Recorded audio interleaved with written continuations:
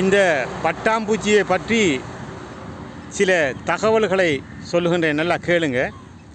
இந்த பட்டாம்பூச்சி ஒவ்வொரு வருடமும் இந்த வெசாக் தினத்தன்று எங்கிருந்து வருகின்றதென்று தெரியாது. ஆனால் அது சென்று முடிக்கப் போகின்ற இடம் பேதுருதாலகால. பேதுருதாலகால என்ற ஒரு மலை ஒன்று இருக்கின்றது. அது சிங்களவர்கள் பேதுருதாலகால என்று சொல்வார்கள், தமிழர்கள் சிவனொளி பாத மலை என்று சொல்வார்கள், முஸ்லீம்கள் பாபா ஆதம் மலை என்று சொல்வார்கள்.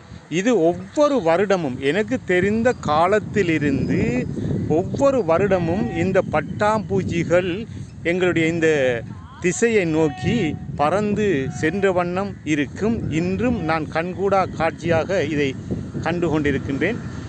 நீங்களும் இதை நம்பாவிட்டால் அடுத்த வருடம் இந்த போயா தினத்திலே, இந்த வெசாக் போயா தினத்திலே நீங்களும் பாருங்கள் இந்த பட்டாம்பூச்சியுடைய அதிசயத்தை. இப்படிக்கு என்றும் உங்கள் சிலோன் டிக்டாக் கிங்.